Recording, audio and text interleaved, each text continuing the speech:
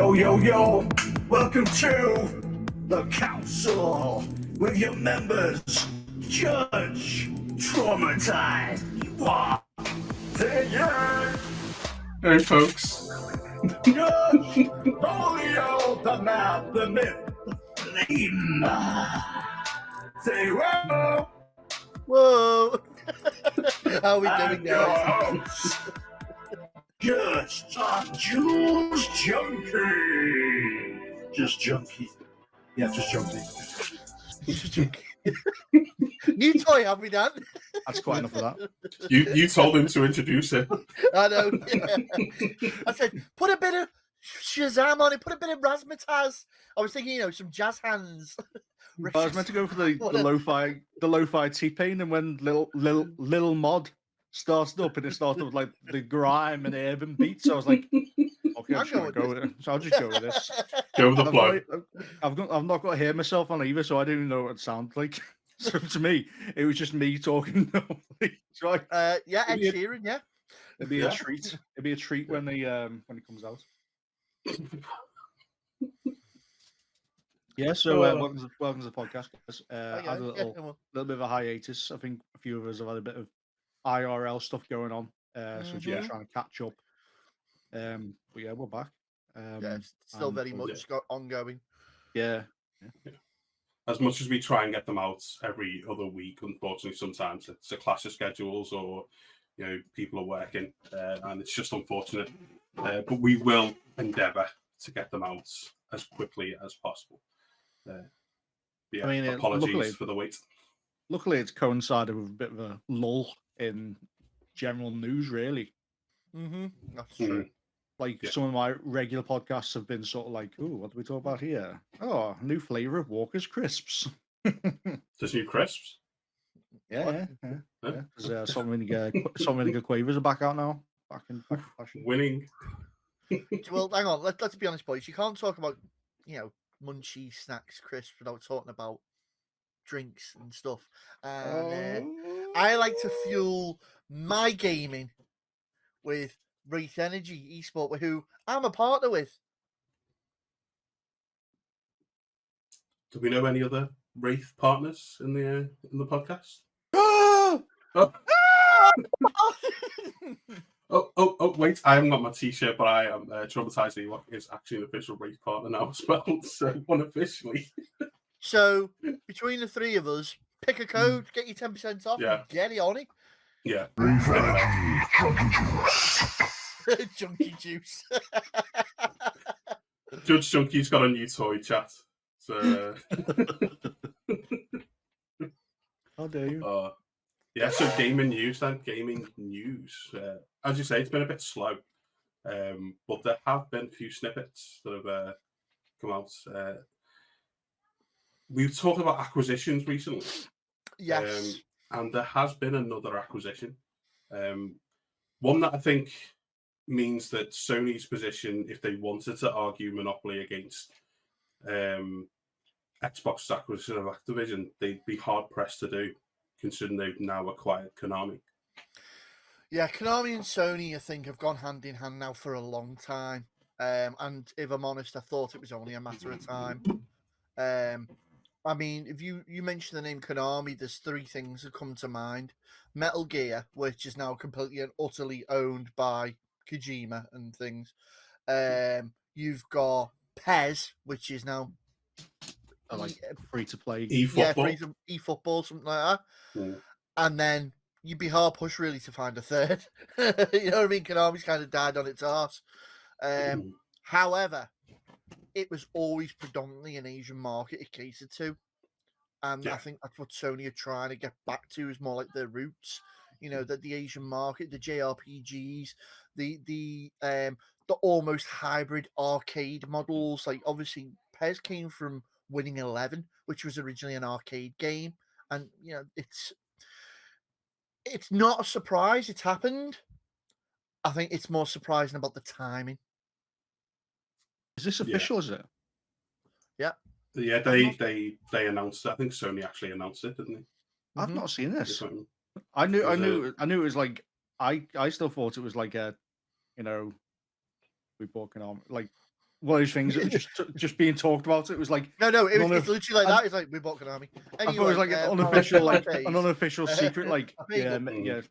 I think they bought Konami, but I didn't think it was actually out there in public domain. Oh, that's okay. That's weird. I think the timing of it though, I don't think it's as weird as it might. No, I don't mean it's weird as in like it's not unexpected. I expected it. I expected either Konami or Square Enix to be bought by Sony at some point this year. But I just expected a bit more fanfare, really, because obviously the implications of, like you said, Metal Gear Solid, Silent Hill, Castlevania. If you look at the back catalogue, you got the arcade classics like Galaga, Contra. But that's it. That's exactly it. It's all back catalogue. They've really got nothing going forward that we've seen any hint of, or any potential AAA title that is going to challenge currently what's either coming out of an independent studio or coming out under the Microsoft banner. It's just the IPs, isn't it? They've literally done it for the IPs. And I guess if Sony's hell-bent on doing this whole like movie side, media side as well, Castlevania in its own right has a successful Netflix proprietary. So there's that part of it. Obviously, there was Silent Hill films that bombed, but then Sony don't seem too arsed about making films that are crap. Non-existent licenses. So you know. I do think though the timing of it though, just coming back to that bit, it's like we know right now Microsoft are trying to break into that market, into that Asian market. That's one place they feel like they need to get some sort of foothold. So for a company to be up for sale and for Sony to snap them up, knowing that actually, that's the market Microsoft want to get into, it's a smart move from them as well. Yeah, I know they have that pre-existing relationship, but they've used that very well to kind of get in there and kind of say, well, actually, this is one, Asian market company that we can take off the table. Yeah, well, that's exactly it. And they're limiting Microsoft's opportunity, pretty much, gatekeeping them. Like, you've got to go through us if you want to get in there now. And in essence, it's a very clever move, but how much could it backfire?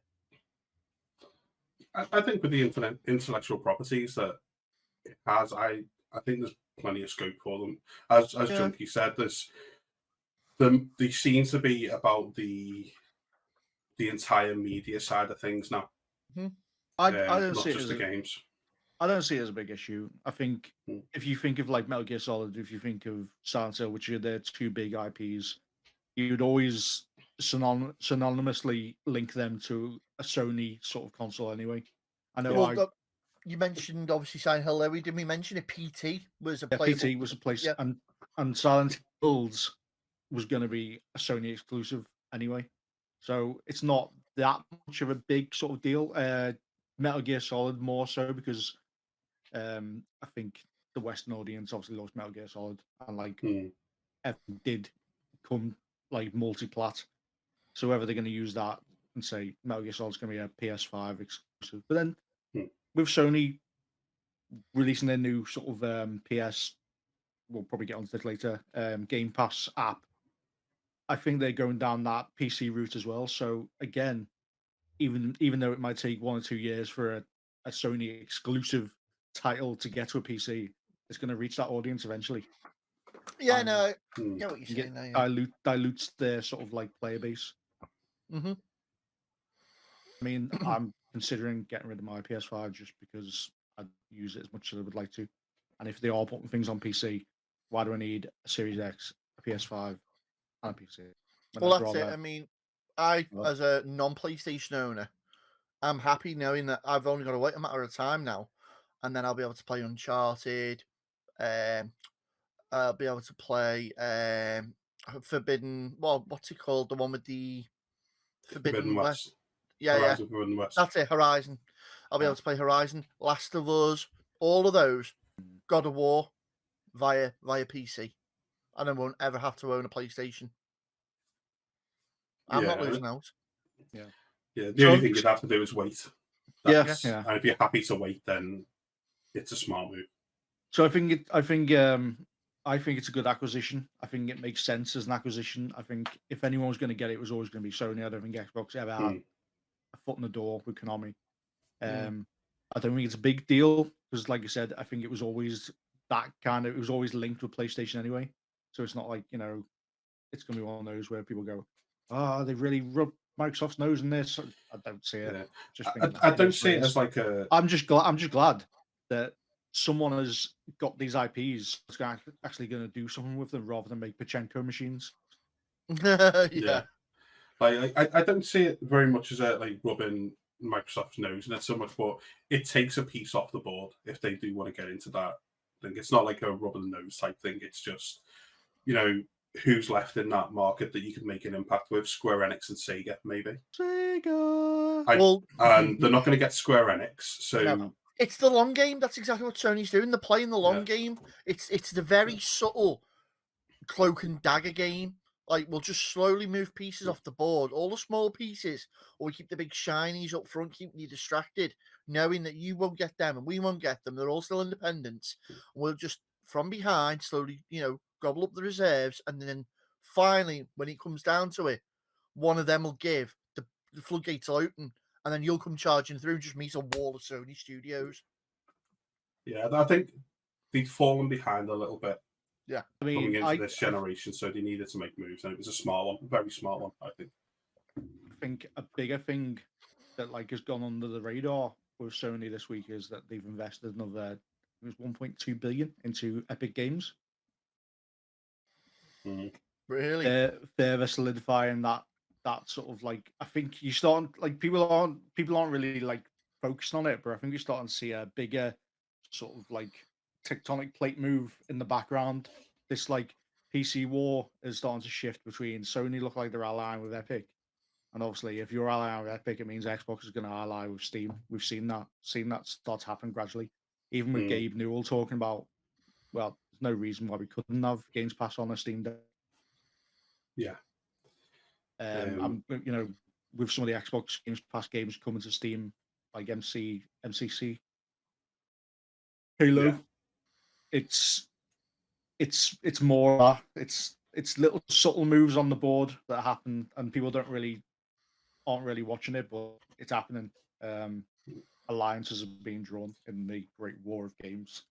I think from both sides. I mean, Epic is just printing money at this point, so any investment Sony makes there is a good investment, and Steam has always been a money generating machine. So for Xbox to try and partner with them makes sense as well. If you say to anyone, "Go and buy me this game off a PC," the first place you go is Steam. Yeah. You know what I mean? So, obviously, sticking with the whole Sony thing at the moment, there was also a little interaction from a certain person, heavily and formally linked with Sony, that caused a little bit of a stir.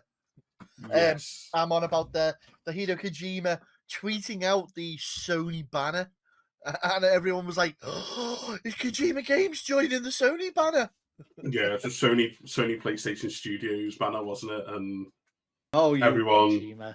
everybody got kind of hyped, oh my, and it was then he had to basically release another tweet basically saying, sorry for the confusion, Kojima Studios is and always will be an independent gaming studio, game development studio. So I think he's just got a good relationship with Sony, hasn't he? I think it was more like him just saying, "Oh, look at Sony doing this type of thing." And I suppose for him, seeing with his relationship with Konami, seeing them buy Konami, and taking his sort of his babies into a safe place must be for him yeah, but the internet being what it is, people saw it and just went, "Oh my god!"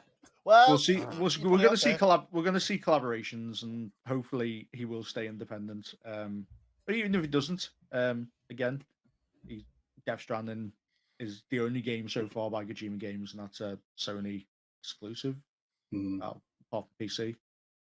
So again, if he did eventually go over to that side, it wouldn't be non-expected. We would definitely get good Metal Gear Solid games, good Silent Hill games. So it's sort of it's a win-win, really. Yeah, I think there's if you're a Sony fan, you'd be crying out for that, and I think it'd be stupid it didn't happen in the long run. The wording though that is and always will be an independent studio did make me feel like he just wants to make sure that he's always got that control when it comes to his projects.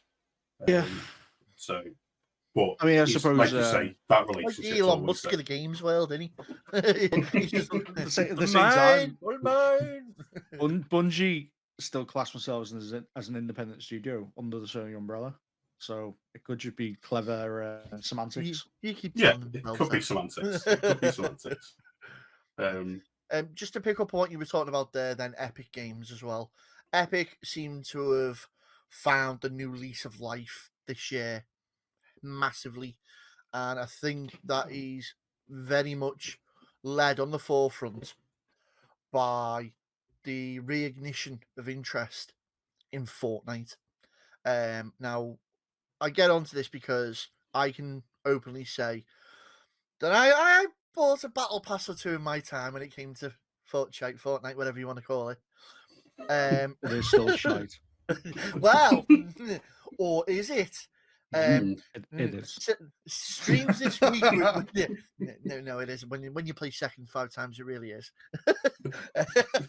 But streams this week are obviously said different. Myself, I joined TraumatisedEwok this week, right? And we had a screen, and it's probably some of the best fun we've had on Fortnite in a long time. Yeah, I said 3-4 years ago when I was playing Fortnite, if it had a zero build mode, or I called it no build mode at the time, obviously, that I'd probably be more into it and I'd probably enjoy it more. Because, and I say this every single time, like, you think you've got the drop on someone, you shoot them in the back, and before you've managed to kind of finish the kill, they built a 4-bedroom set attached with a balcony and a hot tub, and then they just sneak onto the roof and snipe you. So I didn't like that aspect. I know it's all a fort building. I get it. It's in the name. I get it. Don't come at me. But I did say if it didn't have building, I'd probably play it a lot more and enjoy it a lot more. And since I jumped into the zero build mode, I have been absolutely loving it, to the point where I bought the battle pass. I think I've got 7 wins in the last 2 weeks, which is more than I had in my previous time playing Fortnite.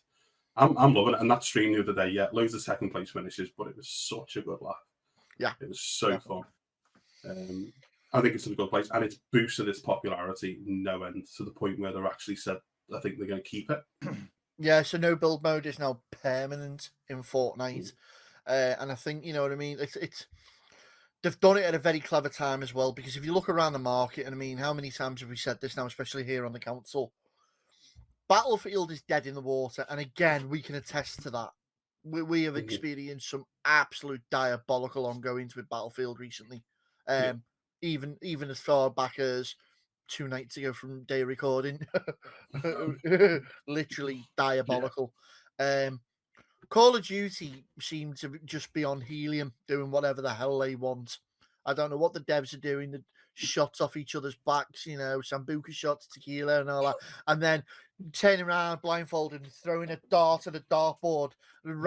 Just this wall of random shit we can put in the game. And the latest dart seems to have landed in the middle of fucking King Kong and Godzilla. How the hell have we got to this?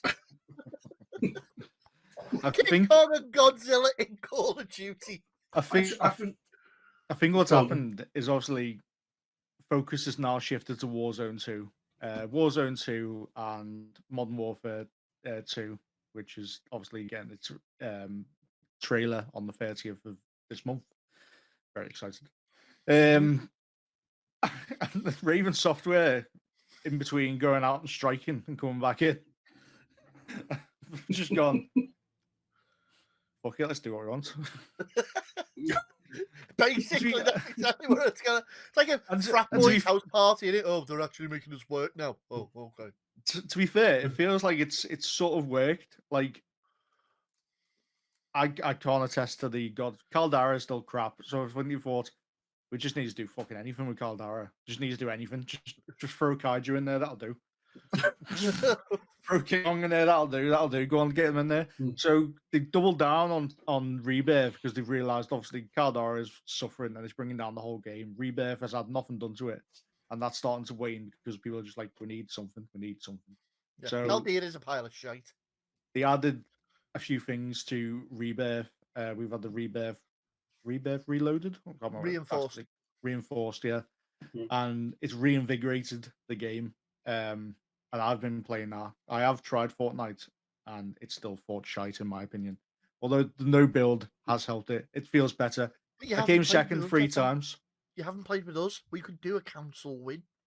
Well, I'm definitely up for it. I'm still shite at it. I came second 3 times solos, and I just like in life, I just can't seem to finish. First place. Hashtag context is everything. Always the bride. Love you, Ricky. Bridesmaid, never the bride. Yeah, so Anyway, I've been jumping back into Rebirth, and the changes, although quite subtle, have like just made it so it's enjoyable. But okay, so I propose something. Oh, I propose something. Right. Okay. There we go. I'm not married. Council plays. Adultery. Council plays. We do a stream. The first half, we jump into Fortnite. Second half, we jump into Rebirth. Oh. And we get a direct comparison for how we feel. Oh, we could do separate streams. Yeah, two separate streams. One where I can just curl up in a ball and cry and throw my pad across the room, and the other one where I can curl up in a ball, cry, and throw my pad across the other side of the room. I'd be sound. So I think what happened, me and my Paul were playing the other day on Rebirth, because we haven't played for maybe 3 or 4 months. I think it just went, oh, these are crap. throw them into a bot lobby. Bot lobbies. We were like, oh yeah, we're coming first, we're coming second. Like, this is really brilliant. This I was getting we were having 10 kill games each, 2 redeploys, and I was like, this is fantastic. And then this week it was just like, oh look, here's Stone Mountain and his friend Ninja. Oh, okay, nice. And I was like, what the fuck happened overnight? My recent experience of Call of Duty has pretty much been plunder, because I don't play anything else at the moment because it's just ridiculous. And again, with Call of Duty, it's all about the loadouts, the metas, making sure you've bought the latest bundle, making sure you're following the latest hype stream on whatever setup they're using, because that seems to work, and then playing on a PC but using a controller while using a VPN and all the too much. I'd rather just slap my Ezio skin on and go running around with a crossbow and a bit, a sniper and a shotgun and some fish and I don't know, whatever else they decide to throw in Fortnite. I haven't told you guys this yet, but I fired up Vanguard because it was multiplayer, was free to play for a couple of weeks, and I fired it up and I had a game and I uninstalled. It just did not do it for me. Was that wicked shit at its finest? I don't know if it's that bad. It just didn't feel right. I still don't think it's a patch on anything else. I just don't think it's that bad. So I've obviously, because we've been playing Rebirth and I didn't want to spend any money on Rebirth, I've had to jump back into Vanguard just to get some guns. So I've had to do the stupid challenges, and that's pissed me off more than anything else, is having to do challenges to get guns. I have to do with Black Ops. There was at one point, I think it was the Vigero was the top gun that everyone was using, the Meta AR. Yeah. I had to jump back into Black Ops to unlock that, to then try and stand a chance holding my own. But yeah, and again, so you see that, I mean, COD has got some competition. If you just accidentally happen to own a Cronus or wall hacks or something like that, then you can play it. Apex is having its own thing at the moment. Like, a lot of people seem to be going back to Apex, but the anti-cheat on that isn't up to scratch at the moment. Battlefield's dead in the water. I don't play PC, so Overwatch, League of Legends, Vanguard, not Vanguard, whatever it's called, I can't remember. Valorant, that one, yeah, and CS:GO. They're not even coming close to touching. So there's nothing on the shooter market at the moment. PUBG's all about mobile or PC these days. It's not about console anymore. Yeah, the console version is so broken. Tell you what, got a 60 frames per second update. One I bought, and when I played it, I didn't realize on console, it was locked to 30 frames at the time. Hunted in Louisiana, the one where you like, it's a big Showdown. Hunt Showdown, yeah. That's actually like a next gen update now, or a source of next gen update. So I think it's still got. I don't think it's 4K, but it is 60 frames per second now, so it might actually be playable. It's PvEVP that is now. Yeah. Very, very weird, very clever though the way they did it. Yeah, I've had a little go with it, and I was intrigued, and I think it's been in a couple of sales. I might wait again and just have a look. But how bad is it? That's a little intriguing. I mean, for those that can see my memorabilia behind me, you can make out a few Master Chief helmets there. We're talking about shooters, and we're not even mentioning Halo, because Halo has fallen out the charts completely, through its arse and all over the floor. I can't get into it. I genuinely can't get into it. I hope season 2 is going to change it up. Splitgate had so much promise, and then again, kind of just drifted out of existence. And every now and again, I'll get a pop up to say there's like a new little update or something like that. Like I know this weekend they've got the Easter egg update on there, so you put a bunny helmet on and stuff. But yeah, it's hard. I don't know whether us as consumers are getting too fussy, and we've been spoiled by choice, and we're expecting higher and demanding more of devs and games, or because it's been that monopolized now that if you want to play a certain type of shooter, you are forced to go down one certain path. I feel like for me the problem with like Halo is it doesn't feel, ironically, for someone that calls itself Combat's evolved, it doesn't feel like it's evolved past the point where it started. And very true. And like for me, what the big thing about Halo is the TTK is far too slow. Like, and I just can't get into it. Like I'm so used to now and ingrained with things like Call of Duty, and that kind of thing. And like I don't know, it just doesn't feel good to play. Like for me, as a Destiny fan, Bungie being the creators of Halo, that feels like an evolution of Halo. It's got its own problems because it's trying to balance so much stuff. Halo was nice because you've got 10 weapons. Yeah. And that's evolved over time. There was probably only 6 in the first Halo game. 6 or 8, but 4 Covenant and 4. Yeah, it was one. It was basic. It was pretty much like an assault rifle, a shotgun, something more precision, a big hitter, and something close quarters. So it was about 5 or 6, wasn't it? And that's all it was. There's no middle ground in that market. Like Destiny's probably got too many weapons, and most of the shooters have got too many weapons that the meta constantly has to evolve. And every sort of season, it has got that odd thing where we need to make a gun now that's more powerful than that gun we made last season. So everyone needs to get this. You're constantly trying to chase your tail. Yeah, I think my issue with Halo wasn't necessarily the weapons. I'm quite happy with the balance of the weapons in Halo Infinite, like how many there are and the choices and stuff. Quite happy, very simplistic. Jump in, do your thing, find your weapons that you're happy with. My problem with it was more that every map feels the same because it essentially is in the same place. Mm-hmm. So I think you got 3 different map environments, but one of them environments houses 7 different game types. Yeah. So it doesn't feel like let's say you play Team Deathmatch on Call of Duty. You're going to get a different map for maybe 6, 7, 8 games in a row. You play it on Halo.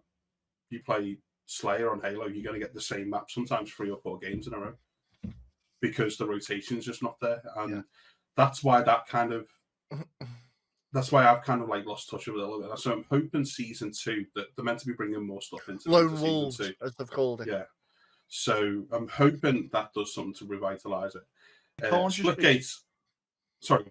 I was going to say, it can't just be that though, can it? Because obviously, I've actually gone back to Modern Warfare this week on PC, and I literally sat there for an hour, maybe an hour and a half, playing Shootout Shipment. Basically playing Shipments and Shootouts for an hour and a half, all different modes, same map, and I got so much more enjoyment out of that than probably like the entire time I played the new Halo game multiplayer and anything I've ever done in Vanguard. But the thing is you pick the shooter shipments playlist to jump into that. Yeah, so you know, and so you that's what you feel like playing, and you know that you jump into that, you're going to get those two. You've specifically picked that game mode. Whereas I've jumped into Slayer, and I want it to mix up a little bit. I don't want to be looking for the same angles on every single map all the time.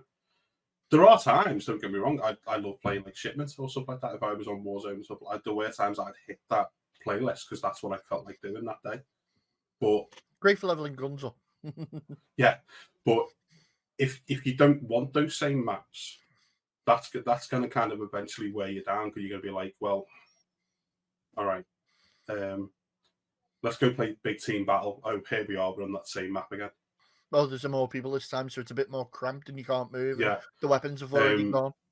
That's the only thing with Halo, isn't it? It's like it does have that big game open map element, which Call of Duty doesn't really have. Like, even when playing shipment shootouts, you've still only got like maybe 5 or 6 maps on the main game, and none of them are, and they're all about the same size, really. There's some close quarter ones, and there's some medium size. There's no big ones. I see what you're saying by Halo.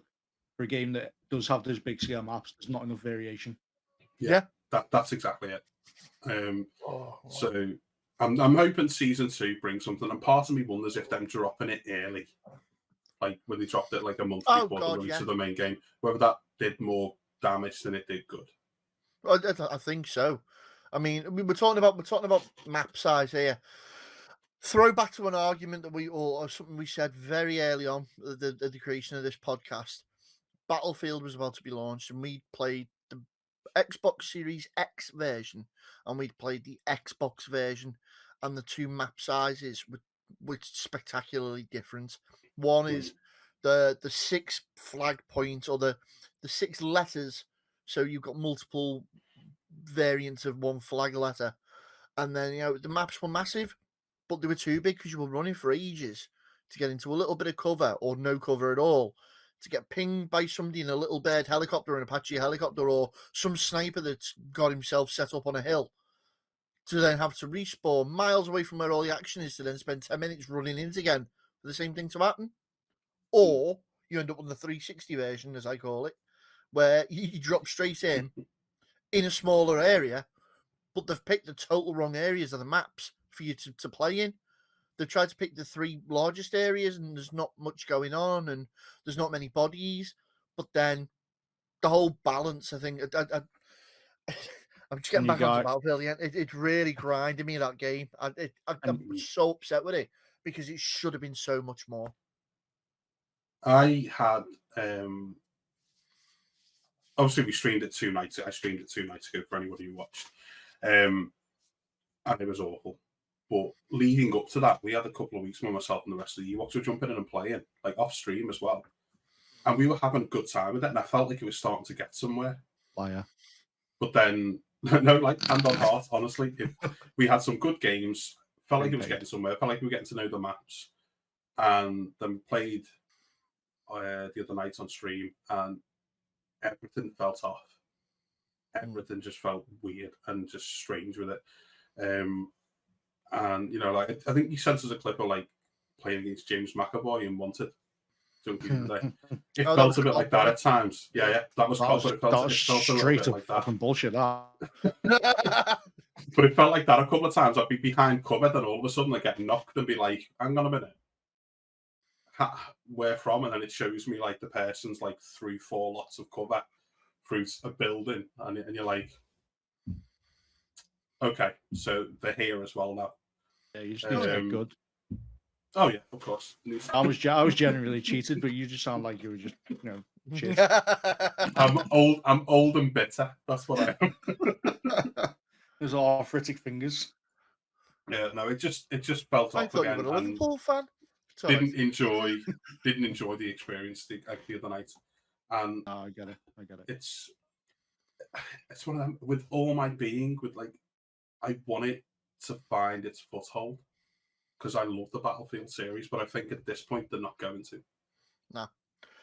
it's horrible to say that right now, the best thing Battlefield can do is cut the losses, go back and try and repair fan relations and give us what we want, which was a 3-4 remake in like the Unreal 4 or 5 engine. We would die for that. Call of Duty needs to go back, strip away Warzone, make it its own separate entity, leave zombies alone to Treyarch, let them do it, don't anybody else touch it. Just let Treyarch get on with the zombies, fix it, bring it out as its own game, even a fucking expansion for like 15 quid. Just what its own thing, like they did with the Tiny Tina one shot on Borderlands. Just bring it out as its own thing, let it be played by itself. Superb. That might even take off and do its own thing. Modern Warfare 2 needs to focus on the multiplayer and the story, because that's what Modern Warfares were always about. Apex just needs to shut up, sit by as the little sister it is, and just do as it's told. PUBG needs to fuck off onto mobile or PC. CSGO should never grace the presence of console. It's not worthy enough. Valorant should stay on PC where it belongs. And in the next episode, Volio is going to tell us how he really feels. It sounds to me like EA have let this go a bit cold, and they've let themselves get frostbitten. I'm going to call it now. It's going to be in EA Play before any of the seasons start. Yeah, definitely. Yeah, it'll be fucking surprised it's not the way it's going. Yeah, I'm surprised it's not already in EA Play. Oh my god! They'd have far too many refund lawsuits and stuff to play through if they dropped it into EA Play before 12 months, I think. I'm hoping Ubisoft just don't ever think that a Battle Royale is a good idea for Rainbow Six, because that would be the death of it. They haven't introduced a Battle Royale, but they have introduced Team Deathmatch. Isn't Halo getting a Battle Royale? Yeah, I've heard that. Oh, yeah, I did, yeah. I know that Apex did not Apex, sorry, Splitgate did an April Fool's where they said, the Battle Royale now going. Anybody that knows the guys at over was it the 7? I can't even remember the studio now. 1043, yeah. Over at 1043 knew they were so anti Battle Royale. I don't know anybody that would have fell for that though. I know a few people who are idiots. But that proves that they weren't Splitgate fans. So I just woke up. It was after April. I work nights, by the way, so I woke up at like 5 o'clock on April 1st, and I saw Splitgate was a Battle Royale, and I was like, "Oh my god, Splitgate is a Battle Royale!" I thought, "Might actually give it a go," And the best thing they've got is that thing on is a club where it's got the Battle Royale this way. You jump down, it just kills you. Trolling at its finest. But yeah, Rainbow Six, to come back very quickly, Team Deathmatch they added. It just does not suit the game. I tried it. It's just not. Doesn't. It's just not it at all. I don't think they'd ever go down the Battle Royale mode, but they are going down the mobile road. Yes, they are, yes. I received an email a couple of days ago asking me if I wanted to sign up and register for the Rainbow Six Siege mobile app. Sounds terrible. Mobile game. I'm going to try it just so I can have an opinion on it. But yeah, I think it will be terrible. It'll be great if, like COD Mobile, you can hook up a controller. Oh. If you can do that and play some Siege on the go. But if you wanted to play Siege on the go, you just use the cloud. Yeah, pretty much. I'd imagine if it does. Of course, you're Sony.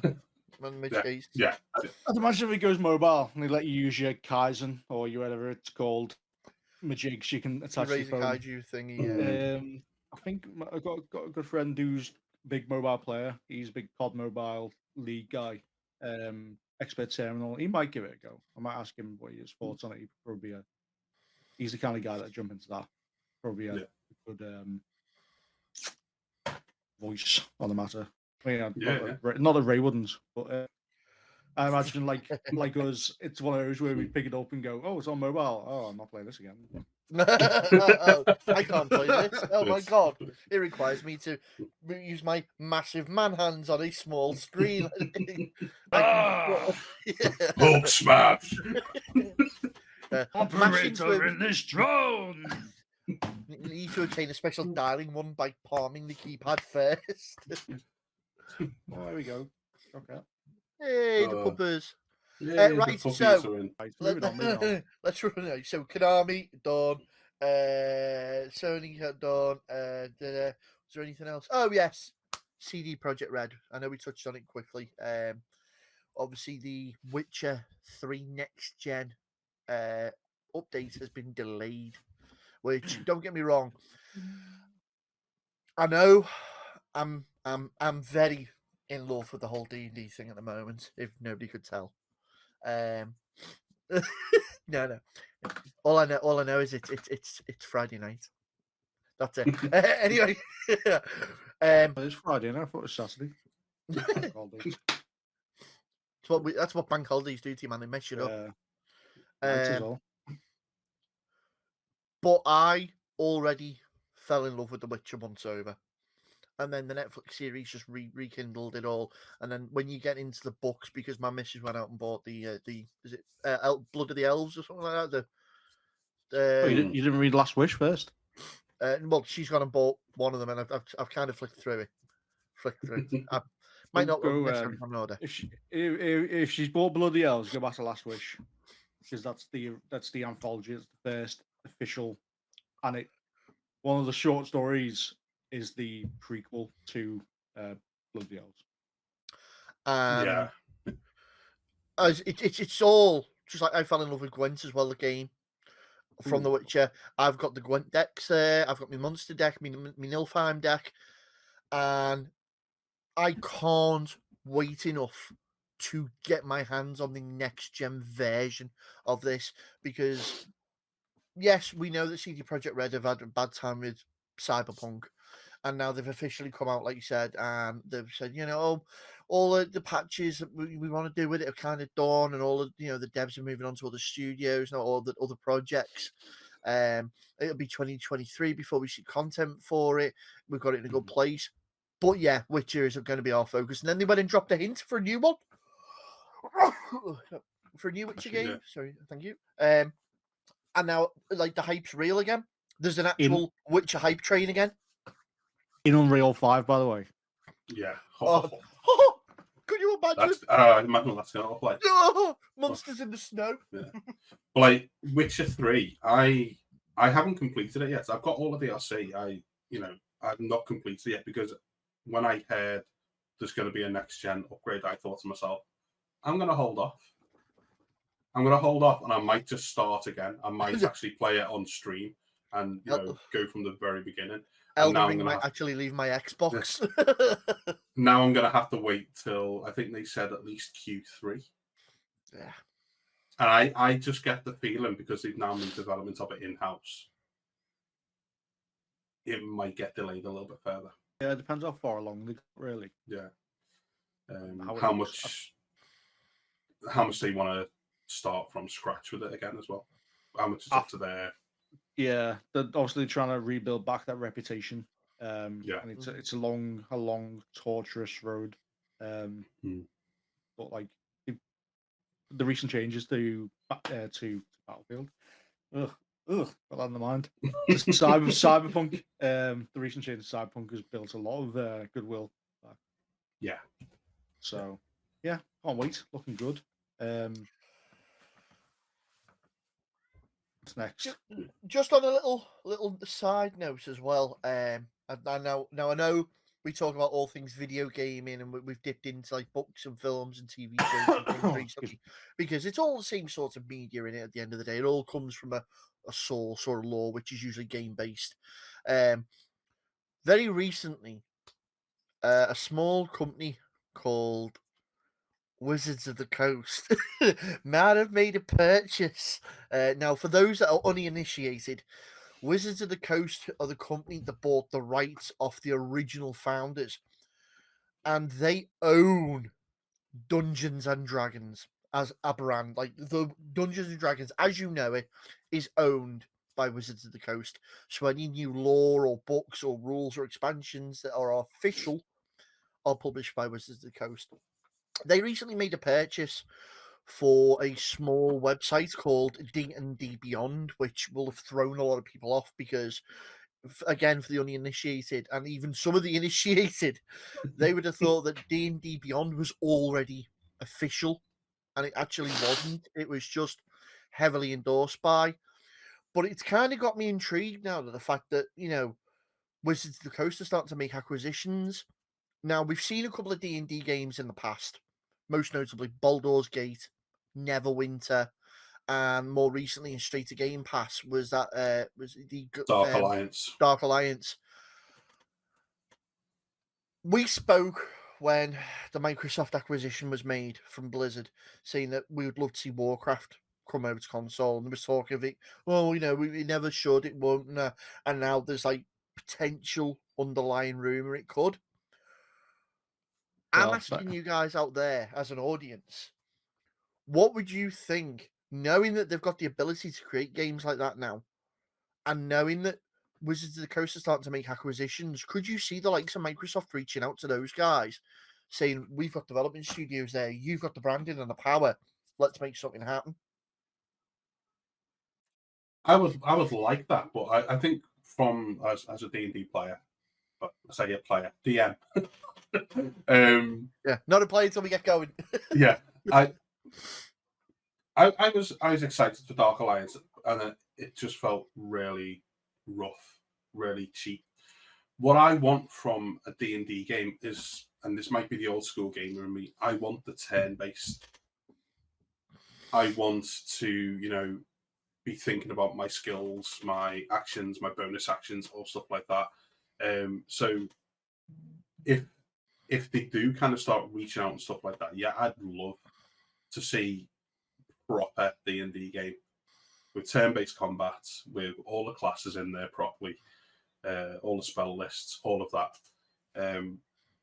Not games that are kind of done to cash in on the name, which felt like Dark Alliance was. It was very rough. Yeah. It was very cheaply made. It just wasn't good at all. Obviously, Wizards Coast's personally asked Larian Games to make Baldur's Gate 3. That was at the behest of Wizards Coast. That was a partnership in and maybe that's like a courtship. Maybe this is like a test how well they sort of handle Baldur's Gate. Well, I mean, where is he? This is the problem. Well, this is why they were given stewardship of Baldur's Gate. They don't just make a game, like it's in early access, and like they bring out regular updates. They have like a yearly sort of like I suppose con event where they talk about it, and like they have people on stage talking about what's being changed, and they're very sort of in tune with the community and what they want. And I think it'll come out next year, like full version. There's been a few times where I've looked at it and gone, "Oh, do I want to dabble my feet here? Do I want to play the game? Do I want to be involved in that process?" Because by all accounts, it's fucking brilliant. Like it has got all that. They've gone beyond. Like obviously, I love Divinity, but they've gone beyond that. Like sort of Divinity game, and with the money off Wizards Coast, they've been able to like expand the studio and put so much like effort into this game to the point where like you can make decisions like you're facing like a demon lord or whatever. What you're gonna do? Well, I'm gonna throw my sweaty sock at him, and it'll be a roll. It'll be a roll to decide what happens based on that. And like the mechanics they put in place make things as farcical and as brilliant as a proper D&D adventure can go, because it is based on like roll dice on screen. But it's not like the old Baldur's Gates where, and like to an extent Pillars of Eternity, where it's like the hidden dice, and more often than not, you're probably going to get fucked in the arse by it. Well, you're gonna what now? And like obviously Ray, you've Traumatized has recently played Pillars of Eternity on his weekly Game Pass whole stream, and we discussed it. Like, it's so much better to play that game in story mode because it's so complex, trying to like take part in the rules of engagement, and that's what old Baldur's Gate felt like. So I'm glad they've taken on Larian and it's going down that Divinity sort of turn-based, but they're putting on the D&D spin and carefully, conscientiously taking the effort to make it as D&D streamed as possible. and by engaging the community in the way that they have. And like, I mean, we've spoken about this sort of thing before. I mean, there is something out there at the moment which scratched the itch, and again, just to pick up on Ewok doing his Game Pass reviews. You covered a game recently, the Dungeons of, is it Nulgazark or something like that? Dungeons of Nahobiuk. That's it, and that was funny, man. That was a good Such game. a good game. It's so good. Close to D&D as I think I've got on console. Yeah, I think it's close to. It was so fun. But Boulders, I've been looking at Boulders myself, Junky, and I've been tempted to just kind of jump into the early access myself because it does look good. It looks like what I want. But at the end of the day, I'm like, do I jump into that process or do I wait until it's finished and you know, and then go with it? It's a difficult one. And the outset as well. Made the right choice. The outset as well, like your content will be deleted when it's finished. So like, whatever you do, you have to start fresh. I think that's been sort of like the same all the way through. So they made like a big sort of revision and added something or changed the way something works, like a big content update. They've actually deleted your save file, but they haven't just gone right, delete now. Fuck yeah.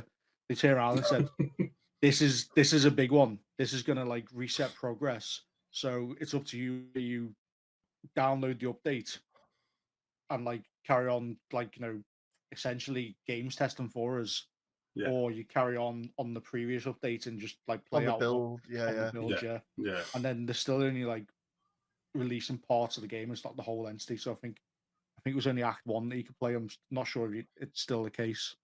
But like I know people who've like been playing it since it came out, and they've been like restarting, respecing, and like they said every time they've replayed it, it feels like a whole different adventure based on how they play the game, and that just excites me so much. I'm just thinking like it's not like Elden Ring where like if I started like if I go down like a mage sort of road, I'm a mage now.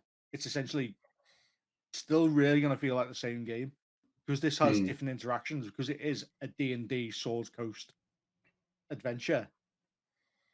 That excites me. And I'm sure that's what excites you as well. Yeah, I think if you're in that stage of the development, if you're in the early access... lost audio. Okay.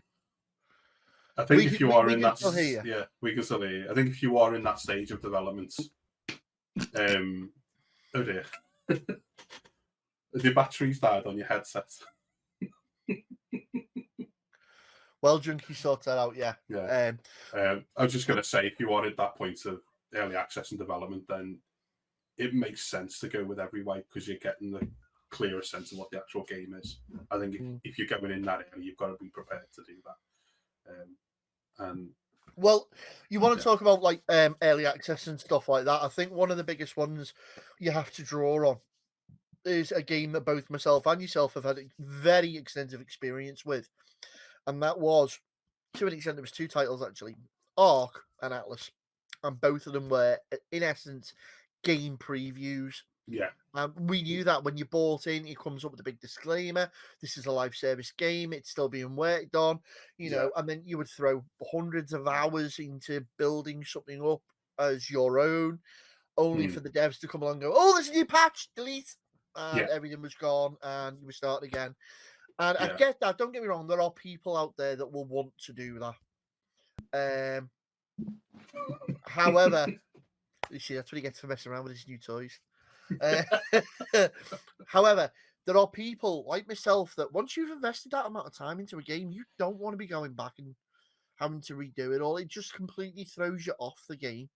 Yeah, it can be a bit off-putting, especially if you kind of put together a massive base. You worked as like I never got to jump on with you guys because every time I jumped on, someone destroyed my bases. But you guys built massive bases, and then it was like, oh, by the way, there's another wipe. And it wasn't like it was like you've got 6 months. It was, oh, there's a wipe last month. There's going to be another wipe this month, and it can be frustrating. I think Tarkov's pretty much the same. I'm not playing much Tarkov at the moment because it's close. I think they're close to another wipe, and that is in beta. Rust was another game I couldn't get my head around because that's all they do. They literally wipe the servers. But I think Tarkov does it so it's like you have a big chunk of playtime between them, and then you drop a massive update, and it wipes everything. Everyone's set back to zero. which is understandable if they're trying to kind of get the game into the state where they can go full release. But I think the thing with Atlas was they had one wipe, didn't they? And then like 3 weeks later, another. Yeah. And what are you meant to do with that time? All your game time is just down the pan there. Yeah, exactly. Yeah, that's the thing with the early access. You've got to be very careful about. Not careful, but you've got to be very kind of open to the flexible. The notion that your content is going to change or be wiped out, and your progress is going to halt and restart at times. And if you're good with that, early access is great. It's fantastic. But if you're not good with that, wait till full release and go there. Are you back with us, Dan? As well? Yeah. So my headphones just decided to, I don't know, just go. Right. Okay. Not good. But glad you're back. Back now. Like, what the fuck's going on? We need to go back in the room. Yeah. Right. So another thing, pick up on, guys, is obviously a game that had been out for a while now. That was originally on PlayStation, seemed broke as hell. Got a patch, got fixed, and then made its way straight onto Game Pass. No Man's Sky, or as other people know it, No Man's Sky. Yeah. Ewok, this one's all yours. They've just released yet another free content update. Yeah. Every single content update they have done has been free. You want to talk about a way of kind of restoring your reputation after a failed launch? Repair your game and then just keep giving your consumers free content. Hello Games have just released Outlaws, which actually means you can now kind of you can be an outlaw. You can go around, do a bit of pirating. You can go do some planet-side pirating if you want to. It looks fun. It adds a new spin to it. I've not played No Man's Sky for a while, but it's got me kind of looking at maybe jumping into it and just seeing what the update's about. But yeah, they're in double digits now for all these free content updates, surely. I don't know where they're getting the development money from. But they must be getting from somewhere. Red do that with the Witcher first time round. They end up giving a load of content away for free, including outfits for Geralt and stuff, because there was all the issues on launch.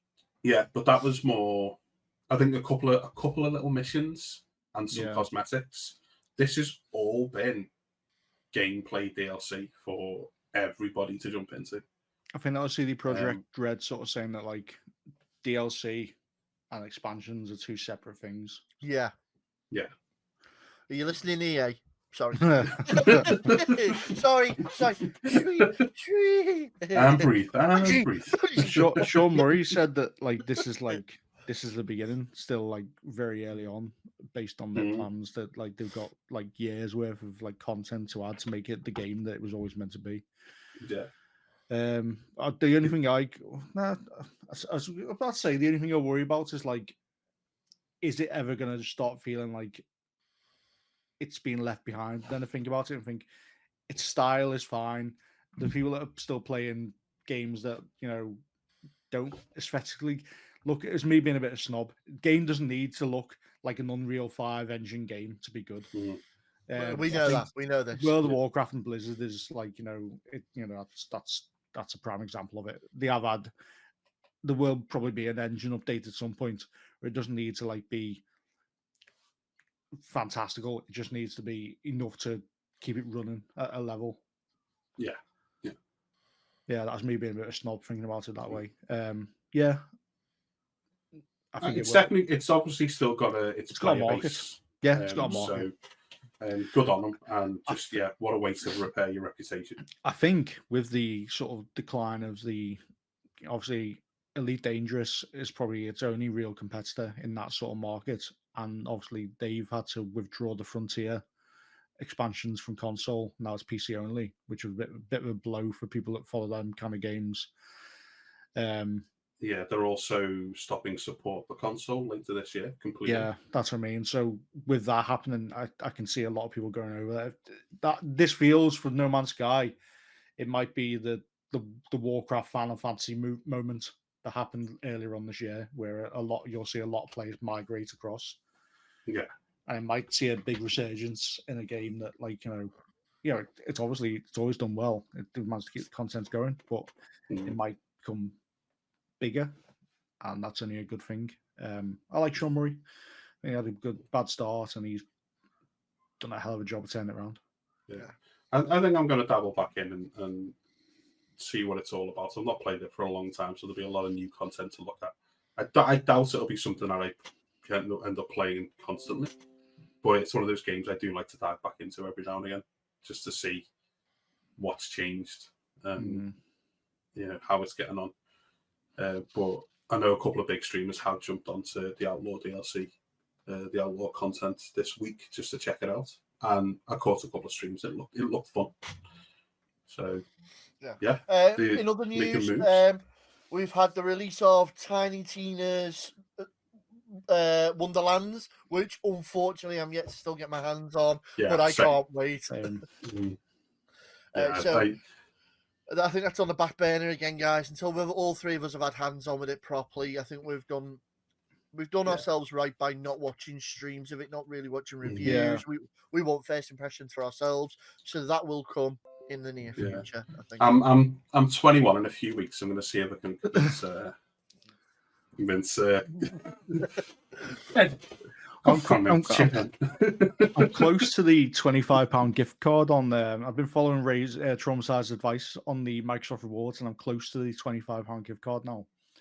I've been doing it free money day by day, gaining my points little and often. Yeah, I need to do that. It's free money. I think I need to update the video. I will look at putting a new updated video out of that on my page, and we'll put it on the cancel page as well. Yeah, definitely worth checking out. It's free money. Cool.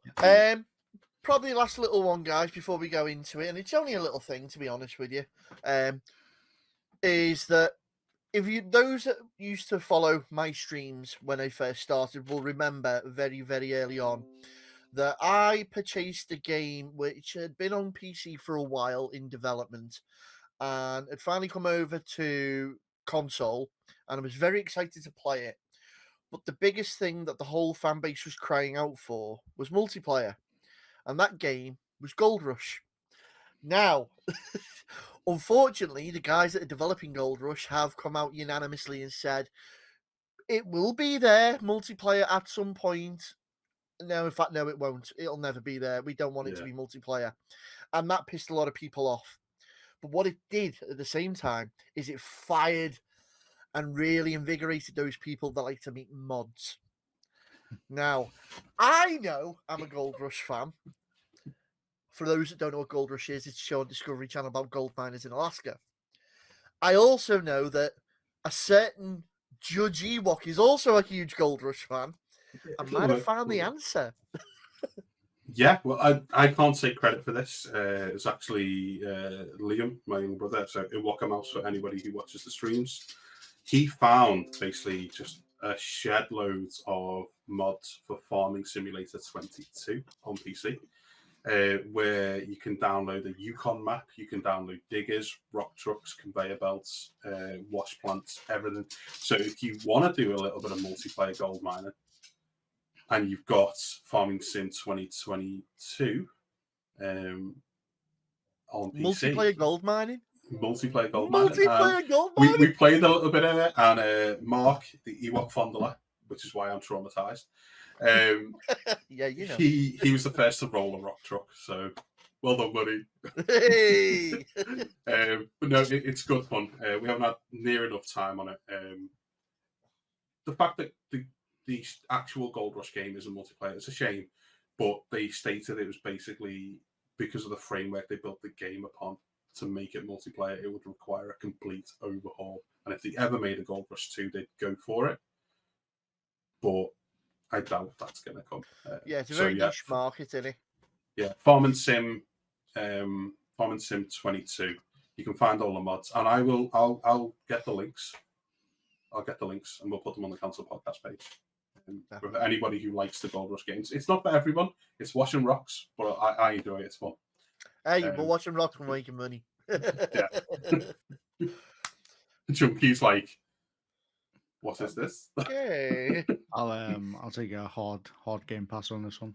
Ooh, I see what you did there. Gents, that's pretty much it. I think it's been a bit of a stale situation in the old development front. There's not much more. I think it's a lot of looking towards the future at the moment and surveying the land. Obviously, the initial reactions came in for Gran Turismo 7 as well, and that seems to have fallen on its arse through the floor as well.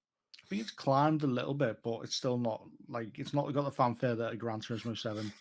I think Sony's Game Pass alternative Spartacus has come about to very little fanfare. We talked about it last stream, and we talked about the rumor, and everything that was in the rumor came to pass. It's a multi-tiered system, consistent of games trials and retro catalog games streamed, much like the PS Now app on the higher tier. And I think it costs about the same as Games Pass Ultimate on the higher tier, $15.99. Someone can corroborate that, maybe a bit less. Yeah, roughly. Yeah. It's just a bit shit. It's not for me. It appeals to a base and doesn't appeal to me. The rumor that has excited me somewhat, and I think this will be a good one to finish on. There is going to be an update to Games Pass. Obviously, we all knew and expected that there's going to be a price hike at some point because Gold's going. So Gold will be amalgamated into Games Pass. Mm-hmm. Ultimate will probably go up. But I believe they are about to announce a Games Pass family account. Yes. I am looking forward to this massively. Obviously, everyone who's got Games Pass family shares, so everyone's got a friend that they share, a friend or a family member they share an account with. If this allows me to pay £20 a month and extend that to 4 consoles, fucking too right, I'm doing that. Oh, mate, don't take my bottle caps. I'm not even lying. Right now, I'm having to pay 2 lots of $11.99 a month because me and Katrina share an Xbox account, in essence. She has her account, I have mine, but we share Gold, we share games, and then my 2 kids do the same. So as a family of 4, it's perfect for me. It is screaming out, give me your goddamn money, and I'm there with the credit card. Take it. Because it will mean that if I want to buy a game and I like it, and for example, I download Fortnite. My daughter also likes Fortnite, so she'll go and download it, but then she doesn't own it because I do, and vice versa, and the old licensing thing from back in the day. It's just going to save all that hassle and all that messing around, and you'll be able to go, right, it does push us and leans us towards the digital side a little bit, but it also means that one code activated on that family account, in theory, should share amongst everyone. Yeah. And I'm all about that. Yeah. I think it just makes sense for them. They know if they want to get a lot of Xboxes into a lot of family households, you've got to find a way to make it more appealing to the parents. And if they've got a choice of either paying out 2 or 3 lots of PSN, for example, or paying for 1 lot of Game Pass, it's going to make the Series S or a Series X for the, whatever, for the kids or the dad, the mum, the daughter, the son, it's going to make that seem like a lot more of a competitive purchase in the long run, because you're not paying out an extra £20-30 a month. It kind of leans back into what the Xbox One originally launched as, and this is what people forget. The Xbox One originally came with the option to plug all your media into it, your telly and everything, because it was to be the media unit, the one unit you needed in your living room, whereas the PlayStation was always meant to be the games unit. And now it's kind of like they've established and they've got them in there and then realised, okay, maybe the telly wasn't the way to go down with it and stuff like that. So now we'll just we'll concentrate back on the gaming. Quick hello to Daisy Dog there. He's just come in to show her dad some love. Upper kisses. But yeah, it's just such a smart move if they bring it in. But very quickly on the PlayStation Pass one, they have indicated that there will be no day one first-party releases in this at all, because they do not think it's do not think it's financially viable for them to do that and keep the quality of the games. to the way they want. There you go, Sony. Here's a loaded gun. If you accidentally point at yourself and pull the trigger, that's your fault. And with that, all my enthusiasm to own a Sony console. So, Xbox making the right moves with their pass. Sony I'll wait 2 years. I'll wait for the PC version. Yeah. And Sony, that obviously terrible disappointment. Yeah. Yeah, thanks for coming back. Good to see you all again. Yeah. Won't leave us here long next time. Hopefully, we'll be back to our normal every week schedule. Yeah. Stay tuned, guys. Now, one of us knows a little more about this, but one of the three of us has no clue about this. One of the three of us has a lot more information on this, and the other one's kind of in the middle ground. But very soon, we are very much hoping to debut a council podcast with actually three of us around the table, chat. Ooh. Three of us around the table, guys. So the three of us around the table, a little bit of a multicam shoot, still keeping up the same old council quality. We'll let you guess which one. You nothing about anything. Crazy. Yeah, it's been great to. It'll be great to get back around the table. Oh, well, to get round the table for the first time, but it has been great to get back up onto the camera with you guys today. It's been a couple of weeks, but yeah, it's been good to get back. And one of the near topics in the future, which we will be doing a whole episode on, which I think a lot of you guys out there will have a lot to say on, and we want you to please do get in touch with us. Use the socials that are going across the buttons and all that. We're going to be talking about mental health and gaming and how they go hand in hand. You know, mental health can be helped through gaming. It can be hindered by gaming. It's a massive topic to go on, but we will be talking about that. So get your thoughts ready, get your comments ready. Obviously, we always try and make things positive. If you do feel negative about something, please don't go slapping the comments all over the videos. DM us. We'll talk to you privately about it, and we'll quite openly let your opinions go, and we'll meet in the middle. But until then, guys, I've been Judge Junky, and I've been Judge Ewok. I've been Judge Volio, and I'll be back soon, guys. Take care, Thanks guys. for Love watching. you all. Take care.